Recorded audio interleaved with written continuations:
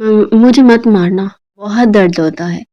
بہرام غصے سے فرش پر ٹوٹی پرفیوم کی شیشی دیکھ رہا تھا جو چکنا چور ہو چکی تھی، اور خوف سے کامتی ماہا کو دیکھ کر وہ اس کے قریب آیا، بازو سے پکڑ کر کمرے سے باہر نکالنا چاہتا تھا، مگر ماہا کا وجود بخار سے تپ رہا تھا۔ اسے منی میں آئی لڑکی پر رحم آ گیا۔ اپنے بستر پر لٹا کر جب دوا دینے لگا تو بہرام اس کے حسین سراپے پر ہوش کھونے لگا۔ ماہا خوف سے چلانے لگی۔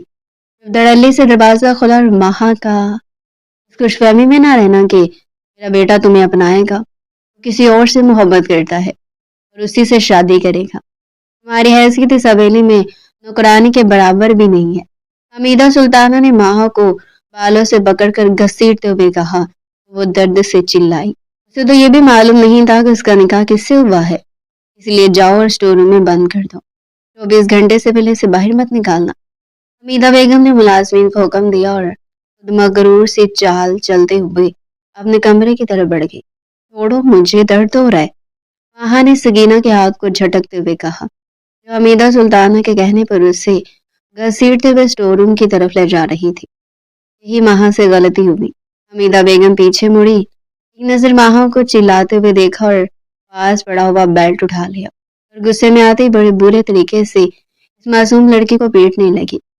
شاید وہ لڑکی اس بات سے واقف نہیں تھی کہ غنی میں آئی ہوئی لڑکیوں کے ساتھ کیسا سلوک کیا جاتا ہے، ورنہ وہ ہرگز سکینہ کے سامنے نہ بولتی۔ سکینہ تو پھر بھی ملازمہ تھی، مگر حمیدہ بیگم اسے بخشنے کو تیار نہیں تھی۔ آخر آپ لوگ مجھے اس طرح کیوں پیٹ رہے ہیں؟ میرا کیا قصور ہے؟ ماہا نے چلاتے ہوئے کہا تو حمیدہ بیگم نے ایک تھپڑ اس کے منہ پر دے مارا۔ اسٹور روم میں لے جاؤ اور اچھے سے بتاؤ کہ اس کے بھائی نے کیا کیا ہے، تاکہ آئندہ اس کی زبان میرے سامنے نہ چلے۔ وہ غصے سے کہتے اسٹور روم کا دروازہ کھولنے لگی۔ 4 ملازمین نے ماہا کو پکڑا ہوا تھا۔ وہ سب اسے 50 سال پرانے اس اسٹور روم میں لے آئے، جہاں کافی پرانا سامان پڑا ہوا تھا۔ دروازہ کھولتے اندازہ ہو گیا چوہے ایک جگہ سے دوسری جگہ بھاگ رہے تھے، جبکہ دھول مٹی کی وجہ سے سانس لینا محال ہو رہا تھا۔ میں یہاں نہیں رہوں گی، ماہا نے نفی میں سر ہلاتے ہوئے کہا تو حمیدہ بیگم طیش میں آ گئی۔ میرا بس چلے تو تمہیں 60 سال پرانے اس کنویں میں پھینک دو جو اب بند ہو گیا ہے، اور اس میں حشرات الارض نے ڈیرے جمائے ہوئے ہیں۔ تب تمہیں پتہ چلتا کہ تمہارا قصور کیا ہے۔ تم ونی میں آئی ہوئی لڑکی ہو، تمہارا اس حویلی میں کوئی اہمیت نہیں ہے، اور تم سو اس سے بھی بدتر سلوک کی اہل ہو۔ لیکن وہ کیا ہے نا کہ اس طرح میرا بدلہ پورا نہیں ہوگا۔ وہ یہ کہتے ماہا کے بال گھسیٹ کر اسے اسٹور روم کے وسط میں لائی اور وہیں پھینک کر باہر نکل گئی۔ ملازمین نے تالا لگا دیا، جبکہ ماہا نے روتے ہوئے ارد گرد کا ماحول دیکھا۔ روشن دان سے روشنی آ رہی تھی، وگرنہ وہ کمرہ تاریخی کا منہ بولتا ثبوت تھا۔ وہ گھبرا گئی، اسے اپنے لیے ایک محفوظ جگہ تلاش کرنی تھی۔ اندھیرا بڑھ رہا تھا اور اسٹور میں آنے والی روشنی دھیرے دھیرے کم ہوتی جا رہی تھی۔ وہ 5 منٹ چلتی رہی مگر اسٹور ختم ہونے کا نام نہیں لے رہا تھا۔ وہ گھبرا گئی اور دروازے کے پاس جگہ بنانے لگی۔ وہاں سہولت کا ہر سامان میسر تھا۔ ایک ٹوٹا ہوا بیڈ پڑا تھا جس کا گدا گھسیٹ کر وہ دروازے تک لے آئی اور وہیں بچھا دیا۔ اسے اچھے سے صاف کیا اور کچھ پھٹی ہوئی چادریں اس پر بچھا دی۔ اسے چوہوں سے بچنے کے لیے ایک حد بنانی تھی تاکہ وہ اس تک نہ آئے، ورنہ جس طرح کے خونخوار وہ دکھ رہے تھے، خوف کے مارے ماہا کے ہاتھ پاؤں کانپ رہے تھے۔ اسے 15 منٹ میں یہ کام ختم کرنا تھا۔ اس نے جلدی سے ایک طرف کھڑی ہوئی 4 پائیاں اٹھائی اور اپنے اس گدے کے ارد گرد رکھ دی تاکہ وہ دیوار بن جائے اور چوہے اس کے قریب نہ آئے۔ رات ہوتے کیڑے مکوڑوں کی آواز سے اس کے کان پھاڑنے لگی۔ وہ گھبرا گئی تھی، بھوک کے مارے پیٹ میں درد تھا۔ جیسے نکاح کر کے اسے یہاں لایا گیا تھا تب سے لے کر اب تک اس پر صرف ظلم ہو رہے تھے۔ وہ نہیں جانتی تھی اس کا نکاح کس کے ساتھ ہو چکا ہے۔ تھوڑی دیر بعد اس سکینہ ادھم مچاتے ہوئے اسٹور روم میں داخل ہوئی۔ آتی اس نے پھینکنے کے انداز میں کھانا اس کے سامنے رکھا۔ کھانا دیکھ کر وہ فوراً اس پر ٹوٹ پڑی، مگر اس میں مرچیں اور بدبو ایسی تھی جیسے کھانا ہفتہ پرانا ہو۔ اس نے پلیٹ کھسکا دی۔ سکینہ نے غصے سے اسے دیکھا۔ کھانا کھا کر ورنہ تیری زبان گدی سے کھینچ لوں گی۔ تم لوگ آخر مجھ پر اتنا ظلم کیوں کر رہے ہو؟ ماہا نے چلاتے ہوئے کہا تو سکینہ آگے بڑھ کر غصے سے اسے دیکھنے لگی اور کہنے لگی کیونکہ تمہارے بھائی سے قتل ہوا ہے اور تم بنی میں آئی ہو اور بنی میں آئی ہوئی لڑکیوں کے ساتھ یہی سلوک کیا جاتا ہے، وہ بولی۔ تبھی ماہا نے اسے زور سے دھکا دیا اور اٹھ کر کھڑی ہو گئی۔ پاگل عورت، میرا کوئی بھائی ہی نہیں ہے، تم کس کی بات کر رہی ہو؟ وہ چلائی تو سکینہ حیران رہ گئی، تبھی غصے سے اٹھ کھڑی ہوئی۔ تیری ہمت کیسے ہوئی مجھے دھکا دینے کی؟ اب تو دیکھ سکینہ تیرے ساتھ کیا کرتی ہے۔ وہ غصے سے اٹھی اور ایک ڈنڈا اٹھا کر برے طریقے سے ماہا کو پیٹنے لگی۔ وہ اپنے دفاع میں ہاتھ پاؤں چلا رہی تھی مگر ہر بار ناکام ہو رہی تھی۔ اتنی مار کھانے کے بعد وہ سکینہ کو دھکا دیتے ہوئے بھاگتے ہوئے حویلی کی طرف بڑھ گئی۔ اسے نہیں معلوم کہ وہ کس کے کمرے میں داخل ہوئی ہے، مگر وہ ایک بڑا سا عالی شان کمرہ تھا جس کی خوبصورتی اس کے مالک کے انتخاب کا منہ بولتا ثبوت تھی۔ وہ جیسے ہی کمرے میں بڑھی، اس کا دوپٹہ پرفیوم کی شیشی سے لگا اور وہ ٹوٹ کر چکنا چور ہو گئی۔ بیڈ پر سوئے ہوئے وجود میں جنبش ہوئی۔ اچانک شور پر وہ ہڑبڑا کر اٹھ بیٹھا۔ سامنے بنی میں آئی ہوئی اس لڑکی کو دیکھ کر وہ حیران ہوا تھا جو پریشان ہو کر اسے دیکھ رہی تھی۔ کون ہو تم؟ یہاں کیا کر رہی ہو؟ وہ غصہ کرتے ہوئے اس کی طرف بڑھا۔ نیچے پرفیوم کی بوتل کا شیشہ ٹوٹ کر بکھر چکا تھا۔ وہ خود کو بچاتے ہوئے اس کے قریب آیا۔ جانتا تھا کہ وہ بنی میں آئی ہوئی ہے مگر پھر بھی اسے جاننا چاہتا تھا جس نے اپنا آدھا چہرہ ڈھانپ رکھا تھا۔ وہ میں ہوں ماہا جو بنی میں آئی ہے۔ اس نے اپنا تعارف کروایا تو بہرام کے چہرے پر مسکراہٹ رینگ گئی۔ نیم اندھیرا ہونے کی وجہ سے وہ دیکھ نہیں پائے، جبکہ وہ تاثرات سخت کرتے ہوئے اس کی طرف بڑھا۔ اس لڑکی کی وجہ سے اس کو بہت بڑا نقصان ہوا تھا اور وہ اسے معاف نہیں کر سکتا تھا۔ کیوں آئی ہو یہاں؟ کیا کام ہے تمہارا؟ کہیں تمہارے بھائی نے تمہیں یہاں اس لیے تو نہیں بھیجا کہ تم میرے باپ کے بعد میرا بھی کام تمام کر دو؟ اور تم اتنی ہوش باختہ کیوں ہو؟ وہ دھیرے دھیرے اس کی طرف بڑھتے ہوئے بولا تو ماہا نفی میں سر ہلانے لگی۔ میرا ایسا کوئی ارادہ نہیں ہے۔ آپ کی ملازمہ مجھے مار رہی تھی، میں اسے بچنے کے لیے بھاگتے ہوئے حویلی میں داخل ہوئی ہوں، نہ کہ کسی اور ارادے سے۔ وہ سہم کر بولی تو بہرام کو غصہ آ گیا۔ اس کی ہمت کیسے ہوئی تھی بہرام خان کے سامنے بولنے کی؟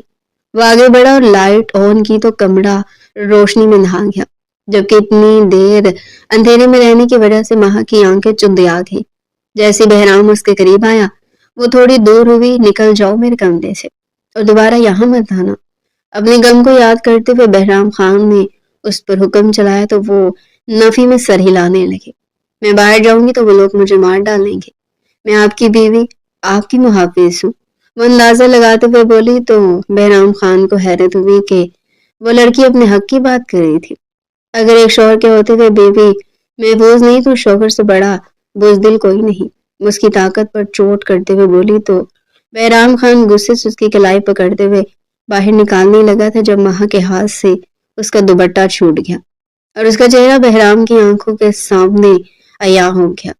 وہ گھبرا کر پیچھے ہٹا۔ اس لڑکی کو شدید بخار تھا مگر سب سے زیادہ حیرت اسے اس لڑکی کا چہرہ دیکھ کر ہوئی، وہ جسے پچھلے کتنے سالوں سے ڈھونڈ رہا تھا۔ اس کے سامنے پورے حق کے ساتھ کھڑی تھی۔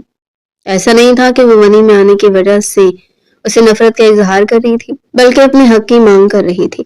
وہ تو اس پر جی جان لٹانے کو بھی تیار تھا۔ تمہارا نام کیا ہے؟ وہ بولا تو ماہا نے ایک قدم پیچھے لیٹے ہوئے اپنا نام بتایا۔ وہ دھیرے دھیرے اس کی طرف بڑھنے لگا۔ ماہا کو احساس ہوا کہ اس نے یہاں آ کر کتنی بڑی غلطی کر دی ہے۔ شاید اسے یہاں نہیں آنا چاہیے تھا، کیونکہ اس کے تیور بتا رہے تھے کہ وہ اپنے حواس میں نہیں ہے، بلکہ اس کی آنکھیں ایسے خمار آلود تھیں جیسے اس کے سامنے اس کی پسندیدہ عورت موجود ہو۔ ماہا گھبرا کر دور ہٹنے لگی تھی مگر فوراً ہی بہرام نے آگے بڑھ کر اس کا ہاتھ تھام لیا اور کھینچ کر اپنے سینے سے لگا لیا۔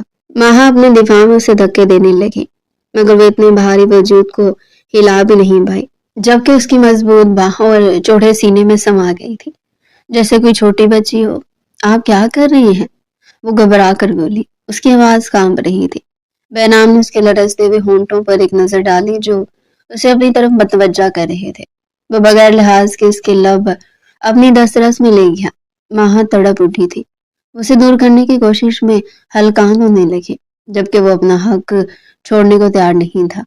بہرام کی شدتوں سے تنگ آ کر وہ اس کے سینے پر مکے برسانے لگی، جبکہ وہ ٹل سے مس نہ ہوا بلکہ اسے اپنی باہوں میں اٹھا کر وہ بستر پر لے آیا۔ ماہ کو اس بات کی ٹینشن تھی کہ وہ صبح اس کو اپنی پاکیزگی کا یقین کیسے دلوائے گی، کیونکہ کوئی نہیں جانتا تھا کہ وہ اس وقت بہرام خان کے کمرے میں موجود اور کسی کو پتہ چلا بھی تو اس کی کیا عزت رہ جائے گی، کیونکہ انہوں نے پہلے کہہ دیا تھا کہ وہ کبھی بھی اسے اس گھر کی بہو کے طور پر تسلیم نہیں کریں گے۔ یہ سوچ آتی وہ گھبرا کر زور زور سے بہرام خان کے سینے پر مکے مارنے لگی، جس پر حاوی ہوتا جا رہا تھا۔ وہ گھبرا کر تکیا پکڑ گئی کیونکہ وہ اتنے بھاری وجود کو برداشت نہیں کر پا رہی تھی۔ بہرام نے اس کی حالت دیکھی تو مسکرانے لگا۔ کیا ہوا جانے من، اتنے میں تمہاری بس ہوگی؟ وہ جذبات کے ٹھاٹھے مارتے ہوئے سمندر میں خمار آلود لہجے میں بولا تو ماہ رونے لگی۔ چھوڑے، مجھے درد ہو رہا ہے، وہ روتے ہوئے بولی تو بہرام نے اسے سینے سے لگا لیا۔ اب ان شدتوں کی عادت ڈال دو کیونکہ میں کسی صورت میں چھوڑنے والا نہیں، چاہے ساری دنیا میرے خلاف کیوں نہ ہو جائے۔ یوں سمجھ لو کہ میری طرف سے بدلے کی شروعات ہو چکی ہے۔ وہ آخر میں تلخ ہوتے ہوئے اس کی گردن پر جھک کر جا بجا اپنی محبت کی مہر ثبت کرنے لگا، جبکہ اسے دور کرنے کی کوشش میں ہلکان ہوتی رہی۔ آپ کی امی کو پتہ چلا تو وہ میری جان لے لیں گی، پلیز مجھے جانے دے۔ اسے شدت سے احساس ہو رہا تھا کہ اس نے رات کے اس پہر بہرام کے کمرے میں آ کر کتنی بڑی غلطی کر دی ہے، کیونکہ وہ اسے بخشنے والا نہیں تھا، الٹا اس پر ایسے حق جتا رہا تھا جیسے وہ اس کی مرضی سے اس کی زندگی میں شامل ہو گئی ہو۔ آپ میرے ساتھ ایسا نہیں کر سکتے، چھوڑے مجھے۔ وہ دوبارہ اس کو کوئی تاثر نہ دینے پر چلائی تو بہرام خان نے اس کی زبان کو اپنی قید میں لیتے ہوئے اس کے اوپر تک رسائی حاصل کی، تو بنا چاہتے ہوئے بھی خاموش رہی۔ وہ یہاں شور کر کے کسی کو متوجہ نہیں کر سکتی تھی، نہیں چاہتی تھی کہ وہ تماشا بنے۔ وہ اس کا شوہر تھا اور اس پر حق رکھتا تھا، اگر وہ اس کا ساتھ دینے کو تیار ہو جائے تو وہ ایک اچھی زندگی گزار سکتی تھی۔ یہ سوچ آتے وہ خاموش ہو گئی۔ اسے اس طرح راضی دیکھ کر بہرام خان کی شدتوں میں اضافہ ہونے لگا۔ وہ اس کے جسم کے انگ انگ کو محسوس کرتے ہوئے اپنا حق وصول کر چکا تھا۔ صبح درد کے مارے اٹھ بھی نہیں پا رہی تھی۔ اسے سمجھ نہیں آ رہا تھا کہ وہ ان نشانوں کو کیسے چھپائے جو اس کی گردن پر بہرام خان کی محبت کی نشانی کے طور پر چمک رہے تھے۔ اس نے خود کو کبھی اتنا خوبصورت نہیں پایا تھا، مگر آج بہرام خان کی قربت میں وہ ایسے چمک رہی تھی جیسے نئی نویلی دلہن ہو۔ وہ نئی نویلی دلہن تو تھی مگر حالات کی ماری تھی، اسے کہاں سے کہاں پہنچا دیا گیا تھا۔ بہت جلدی سے اٹھی، اس سے پہلے کہ حمیدہ بیگم اپنے بیٹے کے کمرے میں سے دیکھتی وہ باہر جانے لگی تھی جب بہرام خان نے اسے ہاتھ سے پکڑ کر اپنے سینے پر گرا لیا۔ کہاں جا رہی ہو؟ مجھ سے اجازت کے بغیر، اسے ڈانٹتے ہوئے بولا تو وہ نفی میں سر ہلا گئی۔ مجھے جانا ہے، چھوڑے مجھے، وہ ناراض ہوتے ہوئے بولی تو بہرام خان نفی میں سر ہلانے لگا۔ میری اجازت کے بغیر تمہیں یہاں سے جانے کی ضرورت نہیں، اگر کہیں گئی تو بہت سخت سزا دوں گا۔ اس کی گردن کو اپنی قید میں لیتے ہوئے بولا تو ماہ کے منہ سے ایک سسکی نکلی۔ اسے کسی قیمتی متاع جان کی طرح سنبھالے بیٹھا تھا۔ آپ کی امی آئی تو وہ میرا حشر نشر کر دیں گی، وہ روتے ہوئے بولی تو بہرام خان اٹھ کر بیٹھ گیا۔ میں کوئی بچہ نہیں جسے تم بار بار میری ماں کی دھمکی دے رہی ہو۔ وہ ناراض ہوتے ہوئے اسے اپنی باہوں کے حصار میں لے گیا، جبکہ وہ اس کی ناراضگی سے ڈرتے ہوئے خاموش ہوگی۔ آج میں خود اما جان سے بات کر لوں گا، تو میں راتوں کو اس طرح میرے کمرے میں چھپ چھپ کر آنے کی ضرورت نہیں ہے۔ اسے آنکھ مارتے ہوئے بولا تو ماہا نے غصے سے اسے گھورا، جیسے اسے معلوم تھا کہ وہ اس کی وجہ سے بہرام کے کمرے میں آئی تھی۔ وہ سارا الزام ہی ماہا پر ڈال رہا تھا۔ وہ غصہ ہو گئی جبکہ اس کے گال اتنے بلش کر رہے تھے کہ بہرام سے رہا نہیں کیا، اور اس نے آگے بڑھ کر اس کے منہ پر بوسہ دیا تو شرم کے مارے وہ رخ پھیر گئی۔ بہرام ہنستے ہوئے واش روم جانے لگا۔ اچھا سنو، میں 3 دن کے لیے شہر جا رہا ہوں، تمہیں کچھ چاہیے تو مجھے لسٹ بنا دینا۔ وہ اتنی محبت سے بولا، ماہا کو حیرانی ہوئی کہ کیا وہ اپنے باپ کا بدلہ بھول چکا ہے۔ اچھا ٹھیک ہے، وہ یہ کہتی ٹیبل پر پڑی ہوئی کاپی سنبھال گئی، جبکہ وہ واش روم جا چکا تھا۔ اسے لگا کہ وہ بھی اس کی سنائی ہوئی کہانی پر یقین کر چکا ہے کہ اس کا کوئی بھائی نہیں، وہ تو حالات کی ماری یہاں تک پہنچی ہے۔ قاسم خان کو دھوکے کی بہت بڑی سزا بھگتنی ہوگی، میں آ رہا اسے چھوڑوں گا نہیں۔ بہرام خان نے کال کرتے ہوئے ماہا سے لسٹ مانگی تو وہ گھبرا کر اٹھ کھڑی ہوئی۔ قاسم خان کے ذکر پر اس کا دل زور سے دھڑکا تھا، مگر سب بے سود۔ اس نے اس دنیا میں جسے سب سے زیادہ چاہا تھا اسی نے اسے منہ کے بل گرا دیا تھا۔ وہ کبھی سوچ بھی نہیں سکتی تھی کہ وہ شخص اسے اس طرح دھوکہ دے گا کہ وہ کسی کو منہ دکھانے کے قابل نہیں رہے گی، مگر پھر بھی بہرام خان اسے اپنا چکا تھا۔ اس کے لیے یہی کافی تھا۔ بس حمیدہ سلطانہ سے نمٹنا بہت مشکل تھا، کیونکہ وہ ہر بات کو بہت بڑا مسئلہ بنا دیتی تھی، اور وہ اس حقیقت کو تسلیم نہیں کر پا رہی تھی کہ ان کے شوہر اس دنیا میں نہیں رہے۔ شاید اس بات کو لے کر یا تو ان کے ذہن برا اثر ہوا تھا، یا سچ میں بنے میں آئی ہوئی لڑکیوں کے ساتھ ایسے سلوک کیا جاتا تھا۔ تم یہاں کیا کر رہی ہو؟ حمیدہ بیگم اچانک کمرے میں داخل ہوئی سے صوفے پر دیکھ کر وہ شدید حیرت میں مبتلا ہوئی، لیکن بہرام کا لحاظ کر کے، جی اماں سائیں، اسے میں نے بلایا تھا اور مجھے آپ سے ایک بات بھی کرنی تھی، وہ کہتے ہوئے صوفے پر جا بیٹھا۔ اس کے اور ماہا کے درمیان فاصلہ نہ ہونے کے برابر تھا۔ وہ حیران ہوئی کہ وہ آدمی اپنی ماں کے سامنے اتنی ہمت کر گیا تھا۔ وہ سچ میں اس کے ساتھ مخلص تھا۔ مرد مخلص ہو کتنا خوبصورت تو دکھتا ہے، وہ سوچ کر رہ گئی۔ کتنا عرصہ وہ ایک سراب کے پیچھے بھاگتی رہی تھی، اب جا کر اس کی زندگی میں سکون آیا تھا۔ تم نے کس حق سے اس عورت کو اس کمرے میں بلایا تھا؟ حمیدہ بیگم اونچی آواز میں چلاتے ہوئے بولی تو بہرام خان نے بغیر کچھ بولے انہیں چپ رہنے کا اشارہ کیا۔ اسے اس کمرے میں آنے کے لیے کسی وجہ کی ضرورت نہیں، اس کے لیے اتنا ہی کافی ہے کہ وہ میری بیوی ہے اور مجھ پر حق رکھتی ہے۔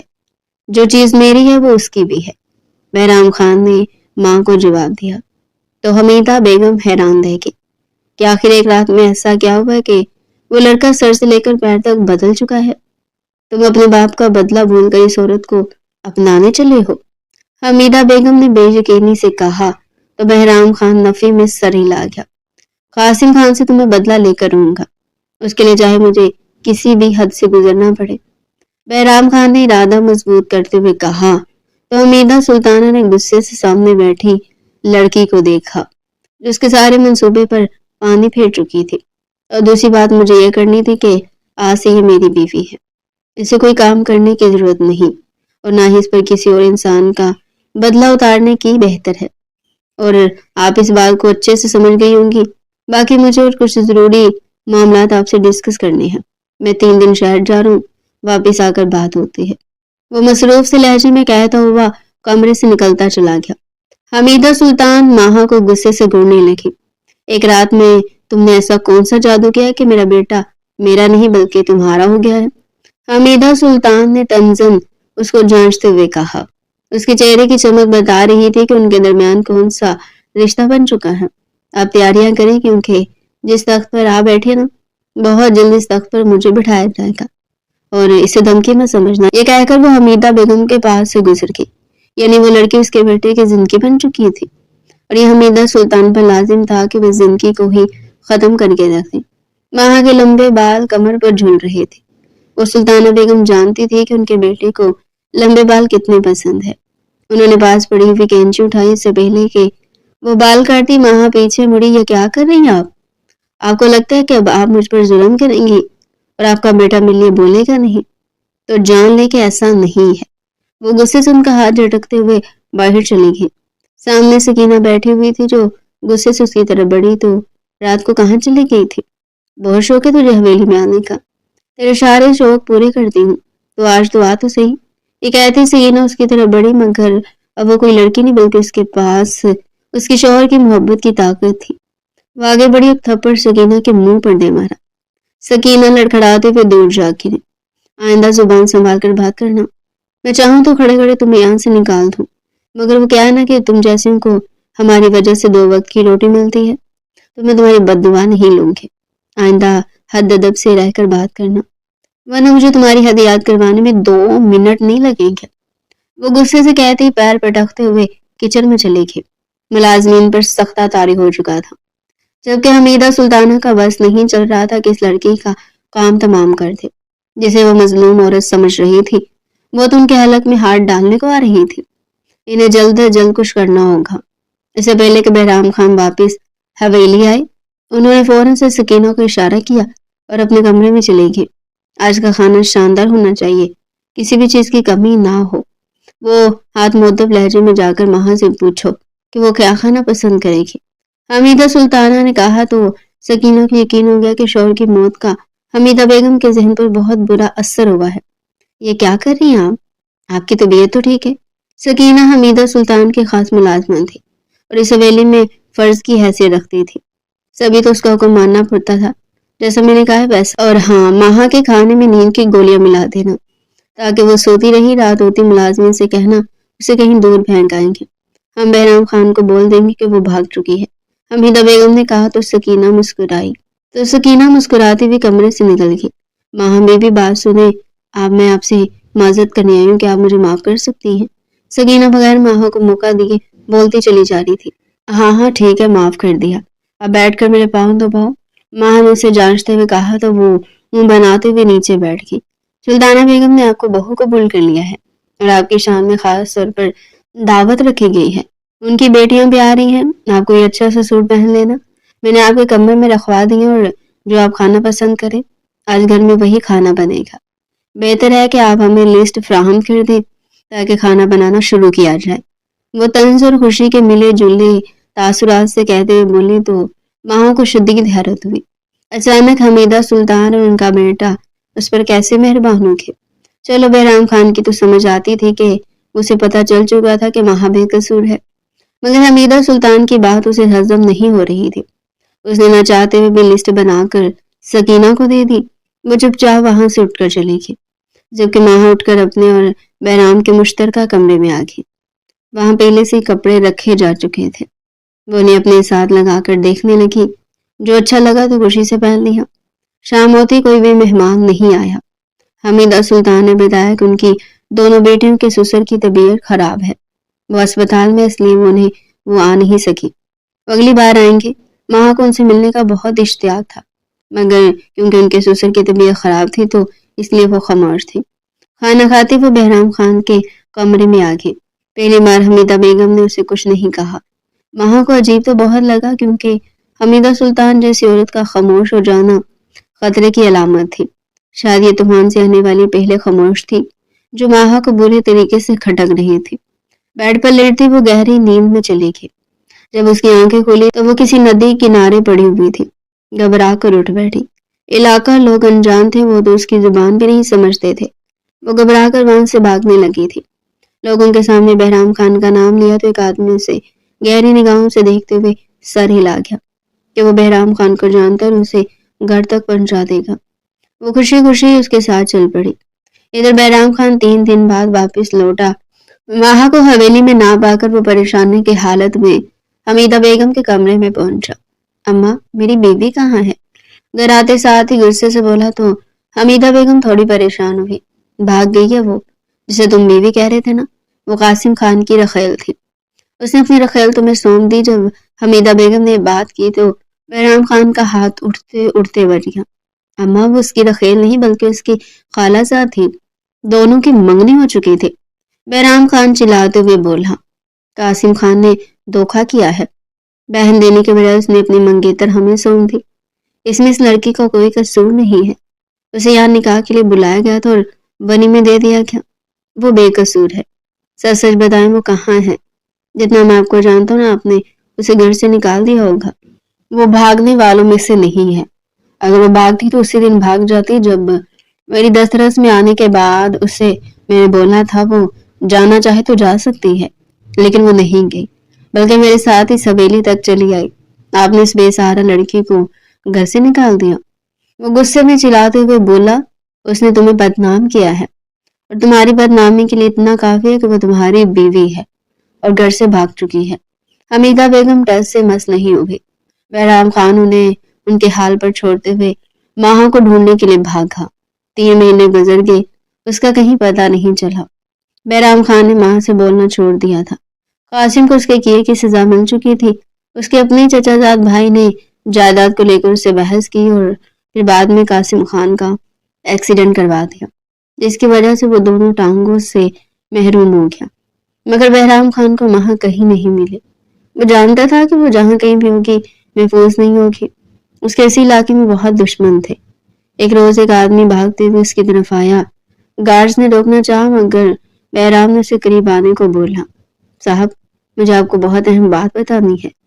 آپ کی بیوی ماہا بی بی کسی اور کے پاس نہیں بلکہ قاسم خان کے چچا زاد بھائی شاہ زیب کے چنگل میں ہے اور اسے اپنے پرانے آبائی گھر میں قید کیے ہوئے ہے۔ وہ آپ کے بچے کی ماں بننے والی ہے۔ آپ جتنا جلدی ہو سکے انہیں بازیاب کروا لیں، کیونکہ میں نے سنا ہے کہ شاہ زیب بہت جلد اسے ختم کرنے والا ہے، کیونکہ اس کا کوئی راز جان گئی ہے۔ وہ آدمی اکمال عرف بالا ہی کہتے ہوئے وہاں سے بھاگا تھا، جبکہ بہرام خان کے ماتھے پر بل پڑ چکے تھے۔ میں چھوڑوں گا نہیں اسے، یہ کہتے وہ اپنے گارڈ سمیت شاہ زیب کے ڈیرے پر پہنچا۔ وہ ٹانگ پر ٹانگ جمائے بڑے سکون سے بیٹھا ہوا تھا۔ آگے اپنی بیوی کو لینے، یہ میری ہی سازش تھی، میں تمہیں تمہارے انجام تک پہنچانا چاہتا تھا۔ اتنا تو پتا تھا کہ تم اپنی بیوی کے پیچھے بھاگتے ہوئے آؤ گے حسود۔ وہ زور سے ہنستے ہوئے بولا، آخر کو تمہاری بچپن کی چاہت ہے، بہت پسند کرتے تھے نا اسے، بہت ڈھونڈائی سے نہیں ملی، اب بھی نہیں ملے گی۔ وہ یہ کہتے اونچے اونچے کہکے لگانے لگا۔ بہرام نے اسے سمجھنے کا موقع نہیں دیا اور اس کے ماتھے پر گند تان دی۔ وہ گھبرا گیا۔ گارڈ نے اس کے آدمی کو جکڑ لیا اور ماہا کو باہر لایا گیا، جس کی حالت بہت خراب تھی۔ اس سب کے پیچھے حمیدہ سلطان کا ہاتھ تھا۔ یہ جان کر بہرام کو ماں پر بہت غصہ آیا۔ بہرام خان کا چہرہ غصے سے سرخ تھا، اس کی آنکھوں میں شدید تیز جھلک رہا تھا۔ اس نے اپنے بازو میں اپنی بیوی ماہا کو تھام رکھا تھا، جو کمزوری اور خوف کی وجہ سے لرز رہی تھی۔ ماہا نہ صرف اس کے بچے کی ماں بننے والی تھی، بلکہ ایک ایسے کرب سے گزری تھی جس کا تصور بھی بہرام کے دل کو چیر رہا تھا۔ اس کے پیچھے ان لوگوں کا گروہ کھڑا تھا جنہیں بہرام نے بڑی مشکل سے قابو کیا تھا۔ جب وہ گھر کے مرکزی ہال میں داخل ہوا تو سلطانہ بیگم صوفے پر بیٹھی کسی نوکرانی کو ہدایات دے رہی تھی۔ بیٹے کی یہ حالت اور اس کے ساتھ ایک پراسرار گروہ کو دیکھ کر وہ حیران رہ گئی۔ ان کے منہ سے بے اختیار نکلا، یہ سب کیا ہے؟ میں سب کیا دیکھ رہی ہوں؟ یہ لوگ کون ہیں؟ بہرام، یہ سب کیا ہے؟ تم اس حال میں، اور یہ کون لوگ ہیں؟ ماہا، تم کہاں تھی؟ بہرام نے بڑی احتیاط سے ماہا کو ایک قریب کی کرسی پر بٹھایا اور فوراً ایک نوکرانی کو بلا کر حکم دیا کہ وہ پانی اور فروٹ لے کر آئے۔ پھر وہ اپنی ماں کی طرف پلٹا۔ اس کی آواز میں ایسی سختی تھی کہ سلطانہ بیگم نے اسے کبھی نہیں سنا تھا۔ یہ سب کیا ہے؟ آپ کو اس کی حقیقت جاننے میں کوئی دلچسپی نہیں ہونی چاہیے۔ ماں، حقیقت تو یہ ہے کہ مجھے آج معلوم ہوا کہ میرے اپنے خون نے میری دنیا پر حملہ کیا ہے۔ سلطانہ بیگم فوراً کھڑی ہو گئی، ان کے چہرے پر جنجلاہٹ کے تاثرات ہے۔ وہ کہنے لگی، تم کیا کہہ رہے ہو؟ میرا خون؟ بہرام، تم مجھ سے اس لہجے میں بات کر رہے ہو؟ وہ عورت ماہا جس کا تعلق تمہارے باپ کے قاتلوں سے ہے، جو بنی ہو کر اس گھر میں آئی ہے، تم اس کے لیے اپنی ماں سے اس لہجے میں بات کر رہے ہو؟ یہ کون سا طریقہ بہرام خان اپنی ماں سے بات کرنے کا؟ مجھے بہت دکھ ہو رہا ہے کہ آج تم اس عام سی لڑکی کے لیے میرے ساتھ اس طرح بات کرو گے، ہیں؟ اسے تمہارا دماغ خراب کر دیا ہے۔ بہرام خان نے غصے سے اپنی ماں کو دیکھا، اس کی آنکھیں سرخ ہو رہی تھی۔ بس کر دیں آپ، اور کتنا جھوٹ بولیں گی؟ اب ایک لفظ بھی اور نہیں۔ بے شک یہ لڑکی بننے میں آئی ہے، لیکن میرے بچے کی ماں بننے والی ہے، اور مجھے پتا چل گیا ہے کہ اس دن گھر سے آپ نے اسے نکلوایا تھا۔ اس سب میں آپ کا ہاتھ ہے۔ اگر آپ وہ سب نہ کرتے تو یہ ہمارے دشمنوں کے پاس نہ ہوتی۔ آپ میری ماں ہے، آپ کو میں کچھ کہہ بھی نہیں سکتا۔ آپ کو ذرا بھی خیال نہیں آیا کہ آپ کے بیٹے کے نکاح میں ہے، اور میں آپ کو خاص طور پر کہہ کر گیا تھا کہ میری بیوی کے ساتھ کسی کو کوئی تعلق نہیں ہے تو اسے کچھ بھی نہیں کہے گا۔ اس کے باوجود آپ نے نوکروں کے ساتھ مل کر اسے ندی کے کنارے پھینکوا دیا۔ وہ بہت غصے میں تھا، اس کا بس نہیں چل رہا تھا کہ وہ کیا کر کے اسے۔ تبھی بہرام نے آگے بڑھ کر اپنی مٹھی ٹیبل پر ماری، جس سے کمرے میں ایک گونج سی پیدا ہوگی۔ ماہا خوف سے سہم گئی۔ میں نے جو کچھ کیا اپنے بیٹے کی بہتری کے لیے کیا۔ ایک عام خاندان کی لڑکی ہمارے خاندان کا نام خراب کر رہی تھی۔ بیٹا، یہ کیسے تمہارے قابل ہو سکتی ہے؟ میں تو بہت اونچے خاندان سے تمہارے لیے بیوی لانا چاہتی تھی، دھوم دھام سے تمہاری شادی کرنا چاہتی تھی۔ سلطانہ بیگم کی آنکھوں سے آنسو نکل رہے تھے۔ سلطانہ بیگم نے اپنی صفائی پیش کرنے کی کوشش کی، لیکن ان کی آواز میں لرزش تھی۔ بہرام نے نفرت سے سر ہلایا، لیکن اس بار آپ نے بہت بڑی غلطی کی ہے۔ آپ کو یہ پتا ہونا چاہیے کہ میں اسے اپنی بیوی کے طور پر قبول کر چکا ہوں۔ میرا بچہ، میرا مستقبل اس کے پیٹ میں ہے۔ کیا آپ اپنی ہی نسلوں کو ختم کرنا چاہتی تھی؟ یہ آپ کا کون سا بہتری کا منصوبہ تھا جس میں میری بیوی اور بچے کی جان خطرے میں پڑ گئی؟ مجھے سکینہ نے سب کچھ سچ سچ بتا دیا ہے۔ بہرام نے اسے بس تھوڑا سا ڈانٹا ہی تھا اور دھمکی دی تھی کہ اس نے سب کچھ سچ بتا دیا تھا کہ گھر سے نکالنے میں بیگم صاحبہ کا ہی ہاتھ ہے۔ تب بہرام خان کا شک یقین میں بدل گیا تھا۔ सकीना का नाम सुनते ही सुल्ताना बेगम का रंग पीला पड़ गया था। वो पीछे हट गई, गोया उन्हें साउंड सुन गया हो। नहीं बहराम, वो झूठ बोल रही है, तुम मुझ पर यकीन करो, मैंने ऐसा कुछ नहीं किया। लेकिन बहराम खान की आंखें अभी सुर हो रही थी। वो कहने लगा, आपने आज साबित कर दिया कि आप अपने बेटे की खुशी से ज्यादा झूठी अना और खानदान के नाम निहाद इज्जत को अहमियत देती है। कैसी माँ है आप जो अपने बेटे के खानदान को तबाह करने की साजिश कर रही है। बहराम खान ने गहरा सांस लिया। मैं अब आपके साथ मजीद इस घर में नहीं रह सकता, प्लीज आप मुझे मजबूर मत करें। यहाँ मेरी बीवी और बच्चे को खतरा है, इसलिए मैं आपको यहाँ अपने साथ इस घर में नहीं रख सकता। मैं फैसला कर चुका हूँ, आप इस घर में अब नहीं रहेंगे। सुल्ताना बेगम ने सर उठाकर गहरी नजरों से बहराम खान को देखा। ये कैसी बातें कर रहे हो तुम मुझे इस घर से निकाल रहे हो, मेरे शौहर के घर से निकाल रहे हो। ये मेरा भी घर है, अगर ये तुम्हारे बाप का घर है तो मेरे शौहर का भी घर है। तभी बहराम खान कहने लगा, ये मेरा घर और मैं आज इस खानदान का सरबराह हूँ, और बतौर सरबराह मेरा फर्ज है कि मैं अपने खानदान की हिफाजत करूँ। आपके लिए बेहतर ये है कि मैंने आपको कुछ भी नहीं कहा। मेरी अहमद से बात हुई है, मैं जल्दी आपको अहमद के पास लंदन भेज रहा हूँ। अब आप वहीं पर रहेंगी। वो आपका प्यारा बेटा, मैं अच्छी तरह से जानता हूँ कि आप उसे किसी भी तरह कोई भी नुकसान नहीं पहुंचा सकती हैं। मसला तो आपको मुझसे था, और शायद बचपन से ही था कि आप मुझे कभी भी ठीक तरीके से कबूल नहीं कर पाई थी। लेकिन अहमद तो आपका लाडला बेटा है, आप उसकी बीवी बच्चों के साथ कोई ज्यादती नहीं करेंगी। हाँ, जब भी अहमद पाकिस्तान आए तो आप इसके साथ आ सकती हैं।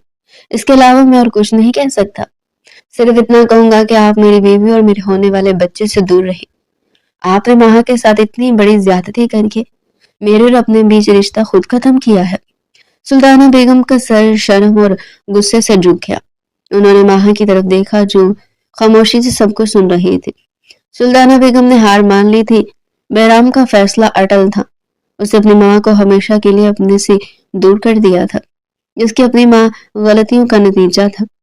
बहराम खान ने माह को नौकरानियों की निगरानी में आराम के कमरे के लिए भेजा और सख्त हदायत की कि कोई भी सुल्ताना बेगम के इसके करीब न आने थे।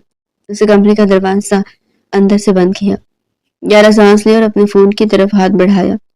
उसके दिल में गुस्सा था, उसके अंदर जंग चल रही थी। उसे अपने छोटे भाई अहमद को लंदन में फोन करना था। तभी उसने अपना मोबाइल उठाया और अहमद को कॉल मिलाई। दूसरी तरफ जैसे ही अहमद ने कॉल रिसीव की तो बहराम ने उसका हाल अहवाल पूछने के बाद उसे कहा, मैंने फैसला किया कि माँ कल सुबह आपके पास लंदन आ रही है। मैंने उनका सामान पैक करवा दिया है और बाकी बंदोबस्त करवा दिया है। मैं नहीं चाहता वो मेरे आसपास हो। मैंने आपको सब कुछ सच सच बता दिया है। आप उन्हें कुछ अरसे के लिए अपने पास रखें। वो जब तक मेरी बीवी और मेरा बच्चा यहाँ है पाकिस्तान वापस नहीं आ सकती। देखो, ये तुम्हारा फर्ज है। तुम अच्छी तरह से जानते हो कि तुम्हारे साथ वो कभी भी ज्यादती नहीं कर सकती। बचपन में भी अक्सर वो मेरी जायज बातों को भी नहीं मानती थी और तुम्हारी नाजायज बातों को भी मानती थी। इसलिए तुम्हारा फर्ज बनता है कि तुम उनका ख्याल रखो। मेरे साथ इतनी नाइंसाफियां होने के बावजूद भी मैंने उनकी इज्जत की है, उनका एहतराम किया है, उनकी हर बात मानी है। लेकिन अब नहीं, मैं अपनी बीवी के बारे में कोई भी बात नहीं सुन सकता। अहमद भी अच्छी तरह से जानता था कि उसकी माँ बहराम खान के साथ कितना बुरा सलूक करती थी, लेकिन फिर भी बहराम की जुबान माँ माँ कहते नहीं थकती थी। वो बिल्कुल सगी माँ की तरह उन्हें चाहता था, लेकिन उन्होंने बहराम खान के साथ अच्छा नहीं किया था। बहराम ने फोन बंद कर दिया और अपनी आंखें मूंद ली। फैसला सख्त था, लेकिन उसने अपनी बीवी और बच्चे की हिफाजत को अपनी माँ के साथ जज्बाती रिश्ते पर तरजीह दी थी। रात गहरी हो चुकी थी। घर का माहौल मुकम्मल तौर पर बदल चुका था। अगले दिन फजर की नमाज के लिए सुल्ताना बेगम को अहमद के पास लंदन भेज दिया गया था। यह अमल बहुत खामोशी से मुकम्मल हुआ था, जिसमें एक सख्त पैगाम छुपा था। बहराम का खानदान अब उसकी अवालीन तरजीह है। घर से वहां की गैर मौजूदगी ने एक अजीब तरह का सुकून पैदा कर दिया था, लेकिन साथ ही बहराम के दिल में एक गहरा जख्म भी छोड़ गया था। बहराम ने तमाम सिक्योरिटी और निगरानी के इंतजाम को दोबारा जायजा लिया ताकि माह की हिफाजत में कोई कसर ना रहे। वो अपने दफ्तर के कामों को कम करके माह के करीब रहने लगा था। वो जानता था कि वो ना सिर्फ जिस्मानी बल्कि जज्बाती तौर पर भी बहुत ज्यादा कमजोर हो चुकी है। उसकी सारी तवज्जो अब अपनी बीवी और آنے والے بچے پر مرکوز تھی۔ رات کے اس پہر بہرام اپنے ماسٹر بیڈ روم میں داخل ہوا۔ کمرے میں مدھم روشنی تھی اور ہلکی خوشبو پھیلی ہوئی تھی۔ ماہا بیڈ پر تکیوں کے سہارے بیٹھی ہوئی تھی اور کوئی کتاب پڑھنے کی کوشش کر رہی تھی، لیکن اس کی نظریں کتاب پر جمی ہوئی نہیں تھی، وہ پریشان لگ رہی تھی۔ بہرام نے آہستہ سے دروازہ بند کیا اور اس کی طرف بڑھا۔ اسے پیار سے اس کے بالوں میں ہاتھ پھیرا۔ اب کیسی طبیعت ہے میری جان؟ تم نے دوائی لی ہے؟ ماہا نے کتاب بند کر دی اور بہرام کی طرف دیکھا۔ اس کی آنکھوں میں ابھی بھی ماضی کے واقعے کا خوف جھلک رہا تھا۔ ماہا، جی، آپ کے جانے سے پہلے لے لی تھی میں۔ ٹھیک ہوں، بس آج کا دن بہت تھکا دینے والا تھا۔ مجھے یقین نہیں آ رہا تھا کہ آپ نے امی جان کے ساتھ ایسا کیا۔ آپ اپنے گھر سے؟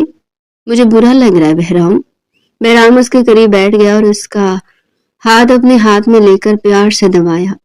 مت سوچو یہ سب ماہا، میں نے جو بھی کیا اپنے خاندان کی حفاظت کے لیے کیا۔ تمہیں اور ہمارے بچے کو مجھ سے زیادہ کوئی عزیز نہیں ہے۔ یہ ضروری تھا میرے لیے۔ تم دنیا کی سب سے اہم شخصیت ہو۔ جو شخص تم پر حملہ کرے وہ میرا اپنا نہیں ہو سکتا۔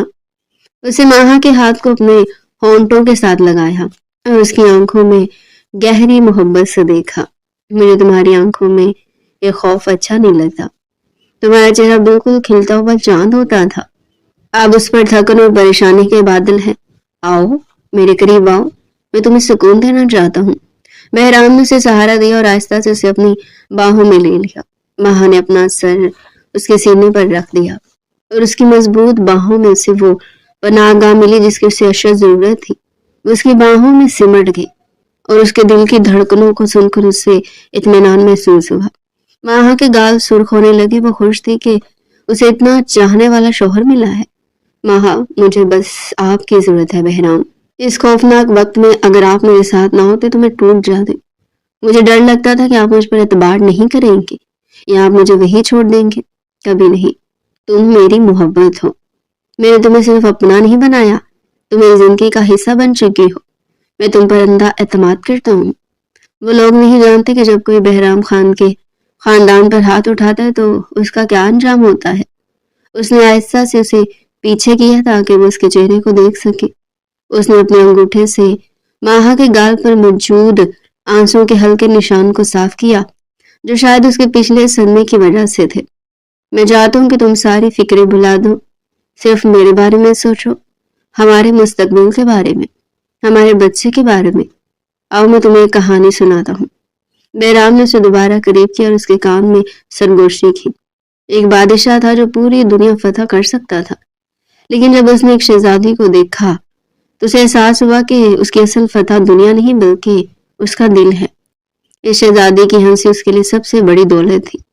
جب اس شہزادی کو کسی نے ڈرایا تو بادشاہ نے اپنا تاج اتار کر تلوار اٹھا لی اور اعلان کر دیا کہ جو میری ملکہ کو ہاتھ لگائے گا وہ زندہ نہیں بچے گا۔ ماہا اس کی بات سن کر ہلکا سا مسکرائی۔ ماہا، وہ بادشاہ کیا کرتا تھا جب اس کی ملکہ بہت غمگین ہوتی تھی؟ وہ بادشاہ اسے اپنے سینے سے لگا لیتا تھا، اس کی پیشانی پر بوسہ دیتا تھا اور اسے بتاتا تھا کہ وہ اکیلی نہیں ہے، وہ اس کا محافظ ہے، اس کے لیے اس کی محبت آسمان سے بھی اونچی ہے۔ بہرام نے محبت سے اس کی پیشانی پر بوسہ دیا، ایک لمبا اور گہرا بوسہ جس میں ہر قسم کا وعدہ اور پیار شامل تھا۔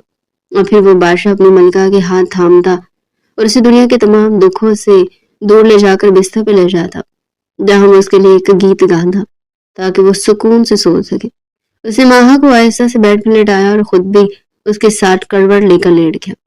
اسے ماہا کو اپنے دائیں بازو پر سلا دیا۔ اس کے ہاتھ احتیاط سے ماہا کے پیٹ پر جا ٹھہرے جہاں ان کا بچہ پروان چڑھ رہا تھا۔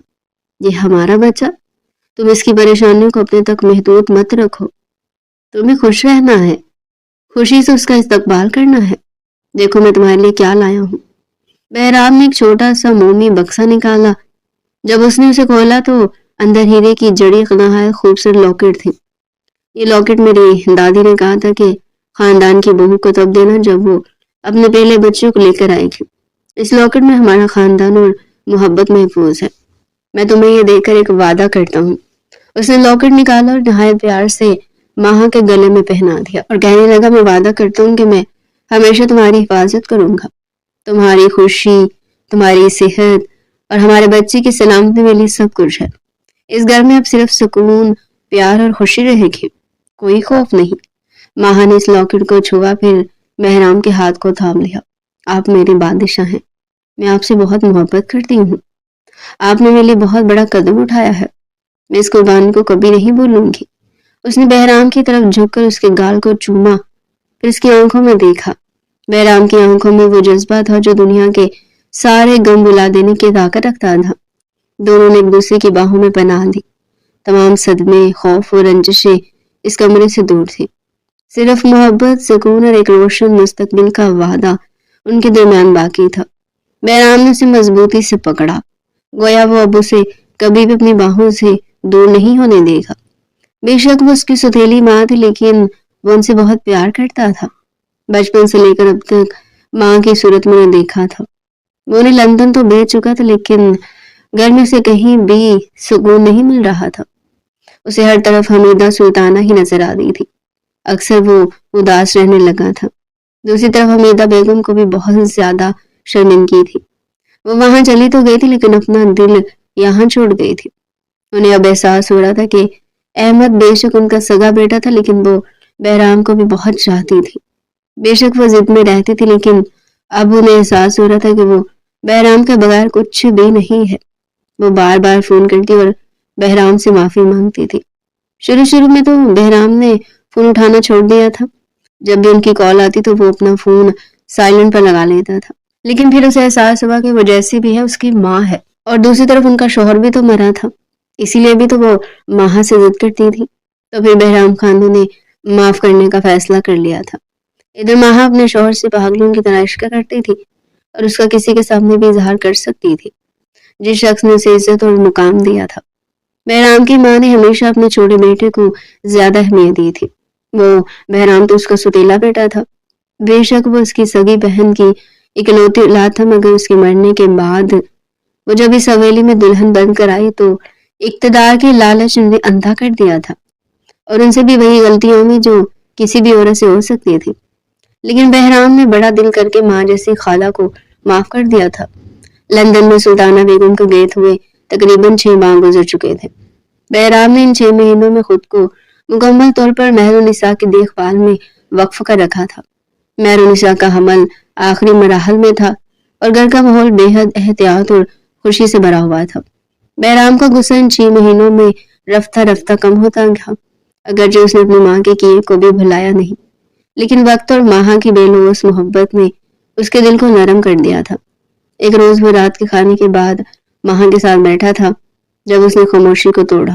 بہرام، میں آپ سے ایک بات پوچھوں؟ بے شک میری جان، کہو کیا بات ہے؟ وہ کہنے لگی کہ آپ کو نہیں لگتا کہ امی جان کو بہت لمبی سزا مل گئی؟ 6 مہینے وہ لندن میں اکیلی ہے۔ میں جانتی ہوں انہوں نے بہت بڑی غلطی کی اور ہم دونوں کے لیے مشکل پیدا کی، لیکن آخر وہ آپ کی ماں ہے۔ بہرام نے گہرا سانس لیا اور ماہا کی طرف دیکھا۔